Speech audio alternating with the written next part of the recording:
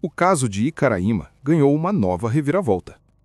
Depois de semanas de silêncio, a verdade começou a emergir pelas frestas de uma investigação que parecia adormecida. Agora, a Polícia Federal entra em cena com uma operação que promete mudar tudo. A chamada Operação Circuito Fechado revelou um esquema milionário de contrabando de eletrônicos vindos do Paraguai. E o mais assustador: a rota usada pelos criminosos passa exatamente pelas mesmas estradas de terra onde 4 homens foram brutalmente assassinados. As mesmas terras onde a família Buscariolo ergueu seu império. A investigação aponta que o grupo movimentou mais de R$ 2 milhões em valores rastreáveis, mas os agentes acreditam que o número real ultrapassa 100 milhões. O esquema envolvia transporte clandestino, lavagem de dinheiro e uso de propriedades rurais para esconder mercadorias. Tudo parecia organizado demais, profissional demais. Nada de improviso. E quando a gente compara isso ao crime de Icaraíma, a coincidência se transforma em suspeita. Os 4 homens assassinados, Alencar, Robichley, Rafael e Diego, desapareceram misteriosamente, após se encontrarem na região. Dias depois, seus corpos foram encontrados enterrados junto com uma caminhonete, escondida dentro de um buraco cavado com maquinário pesado. Tudo encoberto com precisão cirúrgica. Nenhum vizinho ouviu barulho, nenhum trabalhador rural viu movimento. A operação foi limpa, calculada. E isso levanta uma pergunta inevitável. Quem teria poder e estrutura para fazer algo assim sem deixar rastros? Enquanto a Polícia Federal cumpre mandados de busca em diversas cidades, Loanda, Santa Isabel do Ivaí, Umuarama, Mundo Novo e até em Icaraíma, o nome Buscariolo começa a surgir nos bastidores. São propriedades em pontos estratégicos, sempre próximos às rotas do contrabando. Depósitos escondidos em fazendas, terrenos arrendados, contas em nome de laranjas. Um sistema construído para durar e resistir. Mas o que chama a atenção dos investigadores é a ligação direta entre essas fazendas e os bunkers encontrados na mata. Mais de 20 estruturas subterrâneas, usadas para esconder mercadorias ilegais, foram descobertas na mesma região. E uma delas, justamente uma, estava sendo usada para esconder algo muito mais grave do que produtos contrabandeados: 4 vidas. A partir deste ponto, o caso deixa de ser apenas sobre contrabando. Ele passa a revelar o rosto de uma organização criminosa com ramificações em diferentes estados e com pessoas influentes o bastante para manipular investigações, silenciar testemunhas e apagar rastros. Entre os nomes citados nos bastidores está o de Carlos Henrique Buscariolo, conhecido como Mamute, primo de Paulo Ricardo, um dos principais herdeiros da família. Segundo fontes próximas ao caso, ele teria ligações com criminosos de São Paulo e seria o articulador da emboscada que resultou nas mortes. A motivação? Uma mentira fatal. Carlos teria contado aos executores que as vítimas eram inimigos da família, pessoas envolvidas em atividades ilícitas que ameaçavam seus negócios. Com essa falsa informação, o grupo teria recebido autorização para agir. O que eles não sabiam era que estavam prestes a cometer um crime contra 4 inocentes. E foi essa farsa que mudou o rumo da história. Uma mentira que custou 4 vidas. E agora ameaça derrubar um império inteiro. Enquanto isso, o silêncio domina as ruas de Icaraíma. Os moradores comentam em voz baixa, com medo de represálias. Muitos afirmam ter visto movimentações estranhas nas madrugadas, caminhonetes sem placa, pessoas desconhecidas circulando perto das fazendas. Mas ninguém fala abertamente. Em uma cidade pequena, onde todos se conhecem, o medo é mais forte do que a justiça. A operação da Polícia Federal é, para muitos, a última esperança de romper esse ciclo de impunidade.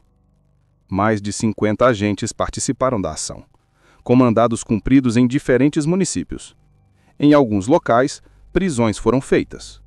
Em outros, apenas documentos e equipamentos foram apreendidos. Mas o mais importante ainda está em sigilo: os nomes. Há uma expectativa crescente de que o cerco esteja se fechando, principalmente porque a família Buscariolo teria começado a se movimentar logo após o início da operação. A esposa de Antônio Buscariolo, segundo informações obtidas por fontes próximas à investigação, teria retornado a Icaraíma com o objetivo de vender terras em seu nome antes que os bens fossem bloqueados pela justiça. Isso indica que, mesmo antes da deflagração oficial da operação, eles já sabiam o que estava por vir. E é aqui que a história toma um rumo ainda mais obscuro. Por que até agora ninguém pediu o bloqueio dos bens da família? Por que continuam livres para negociar propriedades, movimentar dinheiro e manter o controle sobre suas terras? São perguntas que ecoam entre os familiares das vítimas e entre os poucos que ainda têm coragem de falar. Os investigadores acreditam que, com a entrada da Polícia Federal, essa blindagem vai começar a ruir. A estrutura que antes parecia intocável começa a apresentar rachaduras. E quando as rachaduras aparecem, a verdade começa a vazar. Mas enquanto as autoridades federais avançam, a dor das famílias continua. As mães ainda colocam cadeiras na varanda ao entardecer, olhando para o horizonte em silêncio. Os filhos cresceram com a ausência, e a cidade inteira carrega um peso invisível. O peso da impunidade. O caso de Icaraíma, que parecia isolado, agora revela uma teia muito maior, que liga contrabando, corrupção e homicídio. E o que vem pela frente pode expor nomes, alianças e segredos que por muito tempo ficaram escondidos sob o manto do medo. A cada novo detalhe que surge, a certeza aumenta. Nada foi coincidência. As rotas, os bunkers, as mentiras, tudo fazia parte de um sistema cuidadosamente construído. Um sistema que agora começa a desmoronar diante dos olhos de quem nunca parou de buscar justiça. Os últimos dias em Icaraíma foram marcados por uma tensão crescente. As ruas parecem mais silenciosas, os olhares mais desconfiados. A sensação é de que todos sabem alguma coisa, mas ninguém ousa dizer em voz alta. É o medo? O mesmo medo que por meses impediu que a verdade viesse à tona. Mas agora, com a entrada da Polícia Federal, essa cortina começa a se rasgar. Documentos obtidos durante a Operação Circuito Fechado revelam que parte das terras da família Buscariolo estava sendo usada como ponto estratégico para armazenar produtos contrabandeados. Cigarros, eletrônicos e até armas. Tudo escondido sob toneladas de terra e concreto.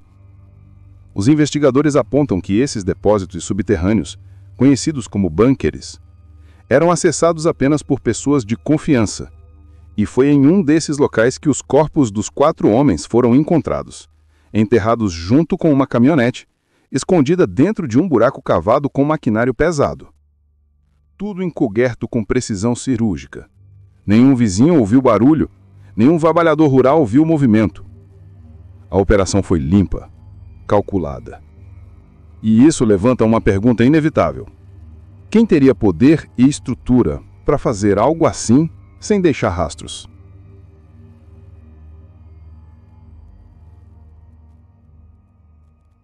Nas últimas semanas, o clima de apreensão aumentou ainda mais depois que novas testemunhas começaram a surgir. Pessoas que afirmam ter visto movimentações suspeitas nas fazendas. Caminhonetes entrando e saindo durante a madrugada, vozes desconhecidas no meio da mata.